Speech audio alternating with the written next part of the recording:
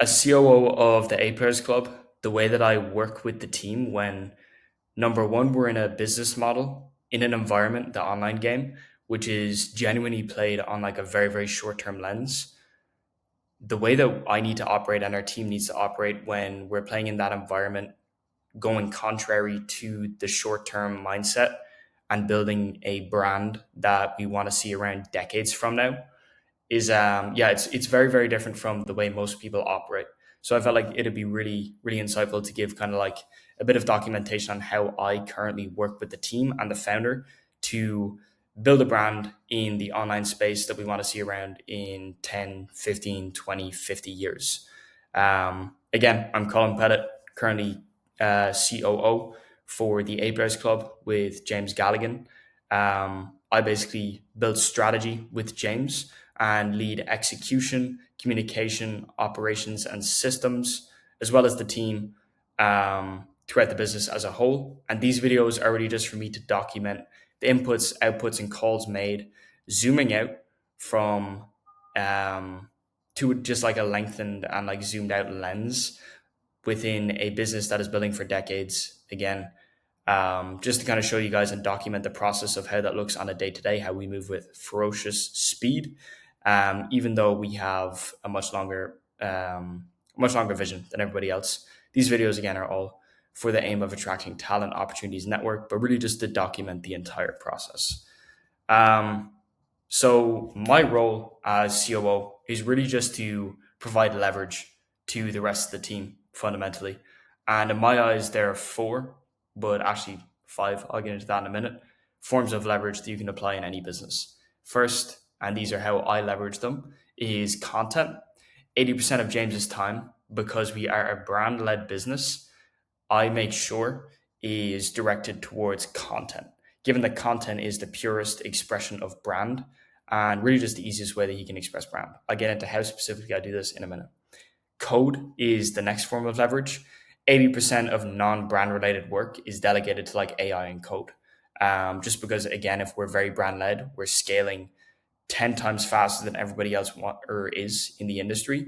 We're also making 10 times the mistakes. We're failing 10 times faster than everybody else. So it's important that we delegate all the fluff to code. Like we need to get that off our plate as quickly as possible so that when issues come up, given that we're breaking things 10 times faster, obviously, that we actually have the time resources to allocate to solving those issues so that we can maintain the speed that we're moving at.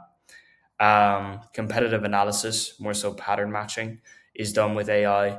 Data collection, or repetitive work, never ever thinking or innovation. I've heard Hormozy speaking on this very recently, where it's people are using AI really well in some ways, but it's fucking them over in a lot of other ways. Like AI can actualize thoughts, but it can't produce thoughts. Very easily said.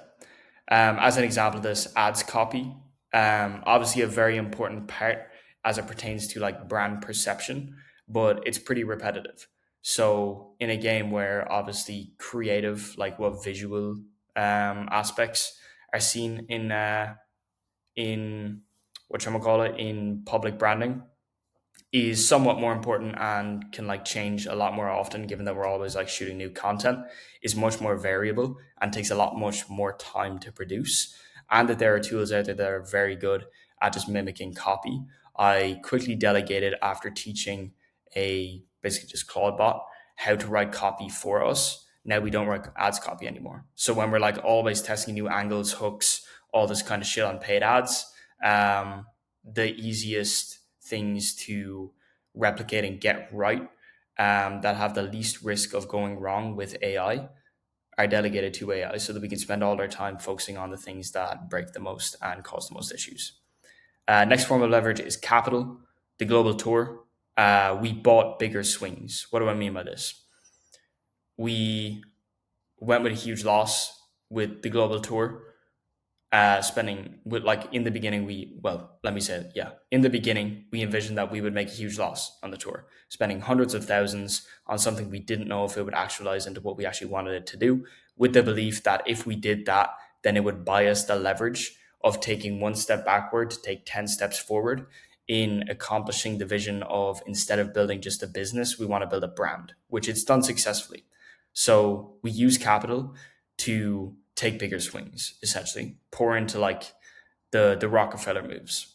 Collaboration then is the next form of leverage. Interdepartmental communications. For example, we have an ads call structure where, again, my a big piece of what I do is just applying leverage to the rest of the team. A lot of that is cutting fluff because time is the biggest form of leverage. So I cut fluff from the rest of the team. We have an ads report that is structured every week on a Monday, where we get a document from our media buyer, which basically tells every different department on the team only the things that they need to know, so condensed and so precise that it doesn't, there's like everybody can sit in the call, everybody will get value from everything that is said, and the important information will be communicated to take the actions and formulate the inputs that are required to continue success being achieved with paid ads. So like the sales team finds out what they need to, but it's also like valuable stuff that we're saying on that call for the content team to hear. Anything that's not relevant to say on the call, we have like automated Slack notifications sending to them, obviously, with like the rest of the information. Yeah, how I work with a founder. I'm just pretty much going to read this one off. I do 80% of the strategy work. So as an example, if I was like building out the new funnel, which I've done for the kind of upgraded version of, or the iteration and new additions that we're adding to the current offer, I spoke with mentors and experts to gather data. I worked backwards from the outcome to prove it, to make sure that it actually worked. I proved viability with back-end economics, making sure that it was actually financially viable, making sure we had the resources to do it. What extra resources did we need? I fully built out the funnel, so the entire strategy, the psychology, using the tools that I had, the mentors that I had, testing it in every single way that I could. And then I got it to the 80%. I built all of that. I built a pretty good funnel, but we could have ran with it, but it just wouldn't have been A players. So I leave the final 20% to anything that we do. Even if we could have launched it at 80% and it would have been a successful funnel, it wouldn't have been A players. It could have worked. It probably would have worked. I'm actually very confident that most of the stuff that I build will work, or else I wouldn't be doing what I'm doing and be where I'm at. But it wouldn't be A players. And in a game where we're only brand led, it's important that we don't launch things that are commodity products and can easily be copied, because brand comes from free thought and innovation. It comes from always being first movers. So James's expertise and why he's the fucking best in the game is because when I do the 80% of it, he can come on and 100x the market value of any strategy or system or new endeavor that we're trying to launch with the business by putting his brand sauce on it. So does like saying, hey, yeah, this doesn't work because it wouldn't resonate with the brand.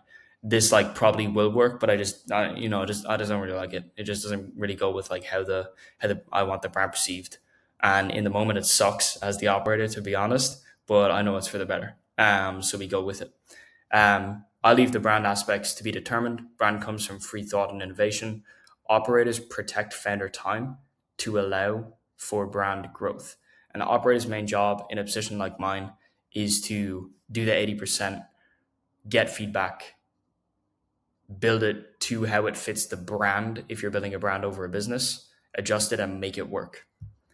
Use what you got, pull from secondary leverage, network, history, industry, etc. Trust is earned, not given. Provide proof of source for logic, which I always do when I go to James with new ideas. 80% structure build outs, etc. A founder should never second guess the logistics.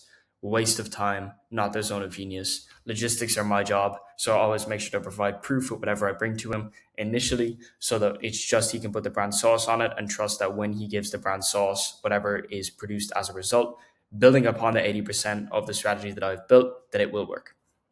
Socratic guidance. This is just kind of more like how I work with James. I lead, I don't manage on these calls. Like I leave everything up to interpretation. I bring him like the fundamentals and the most important tip of the spear questions that he needs to add his sauce on, and leave all the back end, all the logistics, all the psychology to me. That's my job in building up new strategy. Questions ordered where any one answered has the largest possible downstream impact on the remaining. So this is how like we ask questions, because again, time is the biggest form of leverage, especially the founder's time. As an operator, you want to protect that. So ask questions in the way where each one solves the next, essentially. Be willing to break the rules. You can only do this if you have equity. And equity in this case is building brand first. So you got to be a brand led business. The more brand led you are and the less you care about what the rest of the industry is doing, the more equity that you have and the bigger swings that you can take. Presentation, if it's a no, get reason, try and make it work.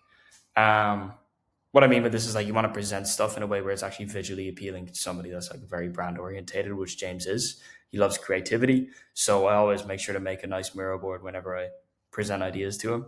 And I'm just being honest, like with this stuff, like I spend a lot of time making up these mirror boards, even though I do most of it with AI.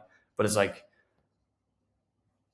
if a cookie looks like shit, but it's the best tasting cookie in the world, no one's going to eat it. So when it comes to building a strategy that could 10x the revenue of your business, you might as well spend the time to make the cookie look good, to stack the cards in your favor so that the idea is well received. Very important to know. And this is just like a working with people kind of thing. Be willing to compromise. You'd be amazed the impact 5 minutes of prep does. Oh, I think I got these the wrong way around. But yeah, presentation, you'd be amazed the impact 5 minutes prep does. It buys efficiency, perception, personal understanding, collaboration, and output. Impacts all these things. And then compromise. If it's a no, get reasoning. Not even try, just make it work. That's your job as an operator. Onto how I work with the team.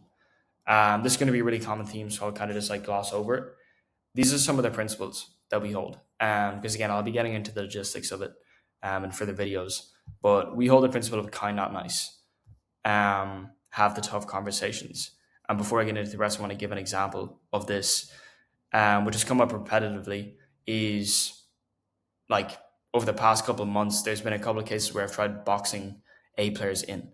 If you hire A players, the way to work with them, which I'll get into in a minute, is giving them the output that you need, letting them work their way there, not giving them too much like guidance, enough to, if they're an A player, they will figure it out. Then when they figure it out, build support around them. But if you try to box people in, which I've done in the past, specifically with the creative team, one of our creative leads, specifically with our events organizer, I tried like boxing them in into a way that they didn't work because it was industry standard in the systems that I was trying to install to monitor them, make sure they were doing this, doing that, doing that. And they ripped me a new one for it. They called me out. I approached them, was like, hey, hands up. I know I did this wrong. What did I do wrong? So I had the tough conversations, which they're also willing to do. And they were kind, not nice. They told me where I fucked up blatantly. And I fixed it. And I love them for that. Like, my team is the fucking best because we all hold these kind of standards. And it all comes down to who you hire. Hiring is one of the most important things to spend your time on in a business. Anyway, some of the rest of the principles that we hold: set the standard and lead by it. Practice what you preach. Very, very important. I feel like that's a leader's job, is to set the standard and lead by it. Keep to your zone of genius. So you want to keep team members to their zone of genius. Over time, they will tell you based on their actions and outputs where their zone of genius is. As an operator, you just take them away from their zone, or from what's not their zone of genius, and dial them in. It's better to have A players be A players in their own domain and leverage that how you can within your business, as long as it's congruent, than boxing in A players to perform and produce C player outputs in the domain that you want them to be in. So it's like not boxing people in. Leadership over management. Again, this is kind of just like not boxing them in. Managers tell people how to do it. Leaders let people do it and keep them on the right path. And then our job with enablers is to create more leaders. Anyway, this is kind of what I mentioned, and this is like a more tangible piece in regards to like how we actually work with A players. First of all, we make sure that we hire A players. This is James's, another one of his secret sauces is hiring, which he's amazing at. Always hires great people. If you have an A player, the process, which is, I actually got this all from Christian Shute, which is one of our advisors, is you hire an A player, you define what is success for that person. What does a successful output, given your role, look like? You provide the tools, bare minimum that they need to achieve that goal. You let them start, let them figure their way out, fail their way to success. Once they've hit success, how did they do it themselves? You build support around that, make it work, and then you apply leverage. Leverage in systems, content, code, collaboration, and whatever the third C is. Um, that's how we like build A players. Once you do that, it's very important that you actually have like role descriptions as well, so you can kind of isolate this. Looks really really bad quality, so I won't zoom in. But we use role descriptions as like a single source of truth, which we actually got from Iman Shilber. Or no, I'm sorry, Max Shilber, Iman's COO, who I'm very grateful he gave this to. Actually, a lot of our members use it for accountability. What's to say? Reinforcement, support, replicability. Basically, having a clear description on paper of what each person in your business does is such a valuable tool. We even have a module built out about this, which has let us have like our team churn is pretty much zero, um, unless it just doesn't align. Like nobody ever leaves because they're unhappy. That never happens, because it's so clear on what success means to them that churn only ever happens if it just doesn't align with the person itself and what they're best suited to do. So yeah, that's kind of everything in this video. A bit of a longer one, but I feel like this is an important one to dive in, given that it's very much focused on like what I do. Where again, the mission of these videos is kind of document the inputs, outputs, and calls made within the business from my perspective, as the COO, where I lead strategy with James, team communications, operations, everything on a day to day, with the aim of attracting talent, opportunities, and network. Hope you guys enjoyed. Please leave a like if you did, and see you in the next one.